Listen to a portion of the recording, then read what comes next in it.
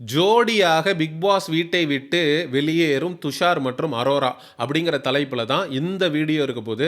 என்னதான் இருந்தாலும் big pass இப்படி ஒரு முடிவை எடுத்திருக்க கூடாது. இந்த வீடியோவை தொடங்கும் போதே நான் தெளிவாக சொல்லிடுறேன். அரோரா, துஷார் தயவு செஞ்சு பிக் பாஸ் வீட்டை விட்டு வெளியேறிடுங்க. ஏன் அப்படின்னா பிக் பாஸ் வீட்டுக்குள்ளே உங்களுக்கு ஏகப்பட்ட தடங்கல்கள் இருக்கிறது. சுற்றி கேமராக்கள் இருக்கிறது, கண்டஸ்டன்ஸ் இருக்கிறாங்க. ஸோ இதெல்லாத்தையும் வச்சுக்கிட்டு உங்களால் உங்களுடைய ஃபீலிங்ஸை நீங்கள் ஷேர் பண்ணிக்க முடியாது. ஏன்னா கேமரா இருக்கிறதுனால கொஞ்சம் கொஞ்சம் தூரமாக உட்காந்து உங்களுடைய ஃபீலிங்ஸை ஷேர் பண்ணிக்கிட்டு, ஐயோ கேமரா இருக்கே, நம்மளால் கட்டி பிடிக்கணும்னு நினைக்கிறோம், முத்தம் கொடுக்கணும்னு நினைக்கிறோம், அது நம்மளால் முடியாமல் போயிடுச்சே, சே இந்த கேமரா மட்டும் இல்லாமல் துஷார் நம்ம கூட இருந்திருந்தா எப்படி இருந்திருக்கும் அப்படின்னு ஆரோரா சின்க்ளர் நினைக்கிறாங்களோ என்னவோ. ஸோ துஷார் வந்ததுலேருந்து அவங்களுடைய முகத்தில் ஒரு காதல் மயக்கம் அப்படிங்கிறது தெரியுது. நாங்கள் வேற என்னமோ நினச்சிட்டு இருந்தோம், அதாவது ஃப்ரெண்ட்ஷிப்புன்னு தானே சொல்லி ஊரை ஏமாத்திட்டு இருந்தாங்க.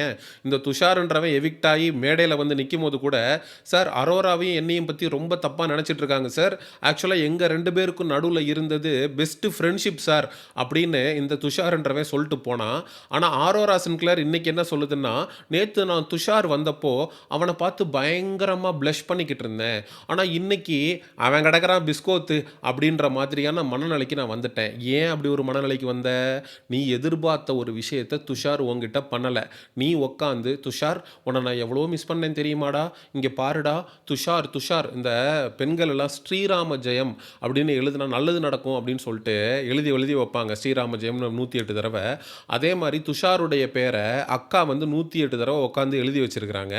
எழுதி அதை பத்திரப்படுத்தி வச்சு துஷார்கிட்ட எடுத்து காட்டுறாங்க. பாருடா துஷார், உன்னை எண்ணி எண்ணி நான் எந்த அளவுக்கு உன்னுடைய பேரை நான் எழுதி வச்சிருக்கேன்னு பார்த்தியா அப்படின்னு சொல்லிட்டு அவன் வாங்கி பார்த்தான். பார்த்துட்டு, ஆகா இது வேற மாதிரி போதே, வீட்டில் இருக்கிறவங்க எல்லாம் பார்த்துக்கிட்டு இருக்காங்களே, செருப்பை கழட்டி அடிப்பாங்களே, இவ கூட ஒரு 30 நாள் பழகுனதுக்கே ஊரில் இருக்கிறவன் எல்லாம் காரி துப்புனான், இப்போ இவகிட்ட நம்ம என்னத்தை சொல்கிறது அப்படின்னு அவன் மண்டையை சொரிய ஆரம்பிச்சிட்டான். ஸோ இது மாதிரி தன்னுடைய காதல் ஃபீலிங்ஸை துஷார்கிட்ட எக்ஸ்ப்ரெஸ் பண்ண ஆரம்பிச்சிருச்சு ஆரோரா சின்க்ளர். ஆனால் அவன் இந்த ஆரோரா சின்க்ளர் யோசித்த ஒரு பதிலை அவன் சொல்லலை.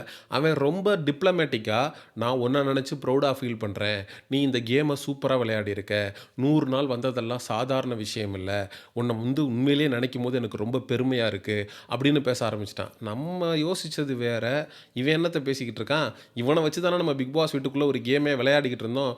துஷார் துஷார் துஷார் துஷார் துஷார் துஷார் அப்படின்னு அவனுடைய பேரை வச்சு தான் அக்கா ஒரு சிம்பத்தி ட்ராமாவை போட்டுக்கிட்டு, துஷார் பிக் பாஸ் வீட்டை விட்டு வெளியில் போனதுக்கு காரணம் நான்னு சொல்லிட்டாங்க, நான் அப்படிப்பட்ட ஆள் இல்லை அப்படின்னு சொல்லி ஊரை ஏமாத்திட்டு இருந்துச்சு.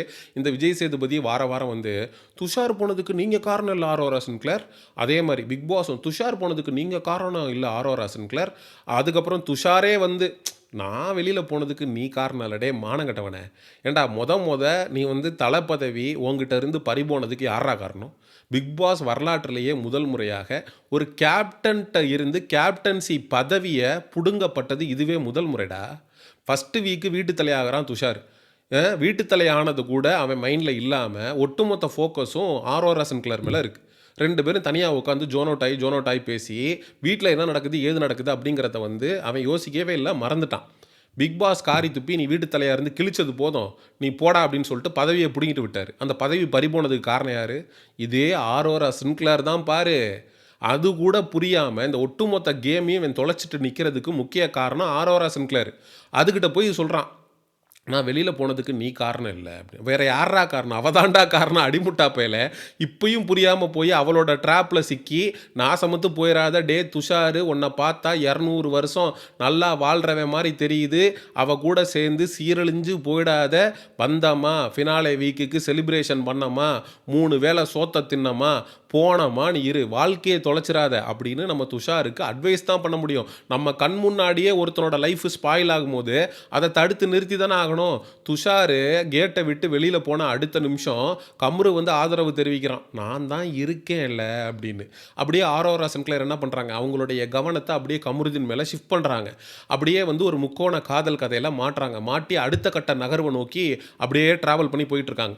அவங்க பண்ணக்கூடிய விஷயத்தை சேனல் சொம்படிச்சு விஜேஎஸ் ஈயம் பூசினாப்லேயும் இருக்கணும், பூசாத மாதிரி இருக்கணும் அப்படின்ற மாதிரி மாற்றி உள்ளுக்குள்ளே விஜேஎஸ் ஈயம் பூசுறாருன்னா அந்த சட்டை சட்டிக்கு வெளியில் பிக் பாஸ் ஈயம் பூசுறாரு. இப்படி ஈயம் பூசி அந்த ஓட்ட பாத்திரத்தை ரொம்ப பளபளன்னு இருக்கக்கூடிய சில்வர் பாத்திரம் மாதிரி பிக் பாஸ் ஆடியன்ஸ் கிட்ட விற்கலான்னு இவங்க எடுத்த முயற்சி மிகப்பெரிய அளவில் தோல்வியில் முடிஞ்சிருக்கு. ஏன்னா பிக் பாஸ் ரசிகர்கள் இந்த ஆரோரா சின்க்ளேரை புறக்கணிச்சிருக்காங்க.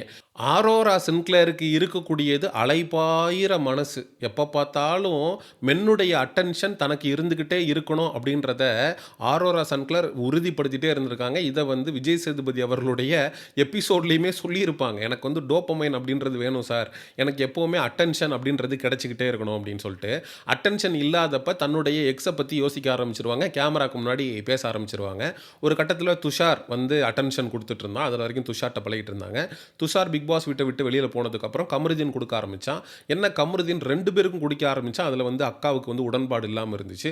இவன் பார்வதி பக்கமும் கொடுத்துட்டு இருக்கான் அப்படின்னு சொல்லிட்டு எப்படியாவது பார்வதியையும் கமருதீனையும் பிரித்து விடணும் அப்படின்னு சொல்லிட்டு பல வேலைகளை வந்து ஆரோரா சின்க்ளேர் பண்ணிக்கிட்டு தான் இருந்துச்சு.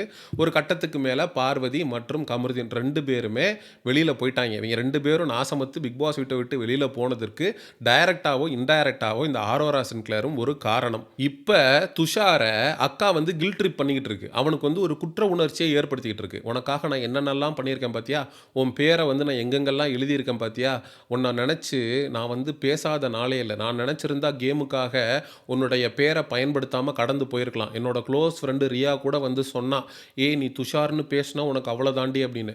ஆனால் நான் துஷாரை பற்றி பேசுவேன். ஏன்னா துஷார் அப்படின்றவன் என்னுடைய மனதிலே சேர் போட்டு உட்காந்து கொண்டு இருக்கிறான், அவன்தான் அப்படின்னு அவன்கிட்ட அக்கா அளந்து விட்டுக்கிட்டு இருக்கு. அரோராவை பற்றி பேசினாலே ஒரு குரூப்பு சமூக ஊடகங்களில் ஸ்லட் ஷேம் பண்ணிட்டீங்க, நேம் காலிங் பண்ணிட்டீங்க, அரோராவை நீங்கள் விமர்சிக்கிறது எவ்வளோ பெரிய தவறான விஷயம் தெரியுமா, ஒரு பொண்ணு இவ்வளோ தூரம் கஷ்டப்பட்டு மேலே வந்தால் இப்படி இல்லாமா நீங்கள் வந்து கேவலப்படுத்துவீங்க அப்படின்னு. டேய், அந்த பொண்ணு மேலே கிரிட்டிசிசம் தான்டா வைக்கிறோம். அந்த பொண்ணு இது வரைக்கும் எப்படியெல்லாம் கேமை விளையாடி இருக்குது அப்படின்னு நம்ம பேசுகிறோம்.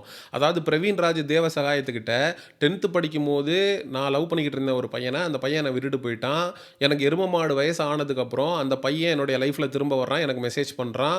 நான் அவன்கிட்ட போய் பைக்கில் உட்காந்து கட்டி பிடிச்சிட்டு போய் சினிமா பார்த்து கை கோர்த்து அவனுக்கு வந்து நான் வந்து ஆசையை வர வச்சுட்டு நான் எவ்வளோ அழகாக இருக்கேன்னு பார்த்தியா அப்படின்னு சொல்லிட்டு அவன்கிட்ட காட்டிக்கிட்டு, நான் வந்து என்னை நீ மிஸ் பண்ணிட்டேன், நான் உன்னுடைய இல்லை பார்த்தியா நான் எவ்வளோ அழகாக இருக்கேன்னு அப்படின்னு என்னுடைய ப்ரெட்டி ஃபேஸை ஒரு ப்ரெட்டி ப்ரிவிலேஜ் இருக்கக்கூடிய ஒரு பர்டிகுலர் பர்சன் நானே, என்னை நீ மிஸ் பண்ணிட்டியடா அப்படின்னு அவனுக்குள்ள ஒரு குற்ற உணர்ச்சியை ஏற்படுத்துறதுக்கு அக்கா ஒரு நாள் ஃபுல்லாக செலவு பண்ணி அவன் கூட இருந்து பைக்கில் கட்டி பிடிச்சிட்டு போய் சினிமா தேட்டரில் ஒன்றா உட்காந்து படம் பார்த்து கையோடு கை கோர்த்து எல்லாத்தையும் பண்ணிவிட்டு அதுக்கப்புறம் பிளாக் லிஸ்ட்டில் போட்டுட்டு அக்கா கிளம்பி வந்துட்டாங்க. அவன் என்ன யோசிச்சிருந்திருப்பான், 10th படிக்கிறப்ப உன்னை விட்டுட்டு போனது ஒரு தப்பாடி, அந்த வயசில் குழந்தை வயசுங்க, அதில் யாருக்கு என்ன தெரியும், அவன் விட்டுட்டு போயிட்டான். ஆனால் எரும மாடு வயசானதுக்கப்புறம் அதை மனசுலேயே வச்சுட்டு அவனை பழி வாங்கணும்னு நினச்சி எந்த அளவுக்கு கேவலமாக கீழ்த்தனமாக ஒரு வேலையை அக்கா பார்த்துருக்கு அப்படிங்கிறத பாருங்கள். இதை நான் சொல்லலை, அக்கா கொடுத்த ஒப்புதல் வாக்குமூலம். இப்படிப்பட்ட ஆரோரா சின்க்ளேரோட தயவு செஞ்சு லைஃப்பை லீட் பண்ணி வாழ்க்கையை தொலைச்சிராதரா துஷாரு அப்படின்னு ஒரு அன்னஸ்தானத்தில் அவனை பார்த்து சொல்ல வேண்டிய கடமை எனக்கு இருக்கிறது நான் நம்புகிறேன்.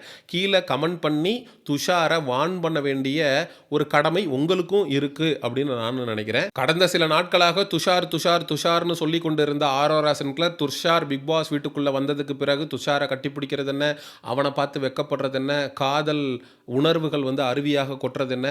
ஆனால் துஷார் டிப்ளமேட்டிக்காக பேசுகிறான், இன்ட்ரெஸ்ட் இல்லாமல் பேசுகிறான் அப்படின்னு தெரிஞ்சதும் துஷாரை பார்த்து நான் இது ஃபுல்லாக ப்ளஷ் பண்ணிக்கிட்டு இருந்தேன், இன்னைக்கு போடா பிஸ்கோத்து அப்படின்ற மாதிரி ஒரு ஃபீலிங் தான் எனக்கு இருக்குது அப்படின்னு அக்கா வந்து ஆதிரைக்கிட்ட சொல்கிறது தான் ஆரோரா சின்க்ளேருடைய உண்மையான முகம் அப்படிங்கிறத பிக் பாஸ் ரசிகர்கள் புரிந்து கொள்ள வேண்டும் அப்படின்றதுக்காக தான் இந்த வீடியோ பதிவு.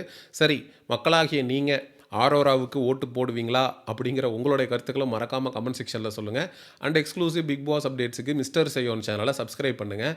See you in the next video. Bye-bye.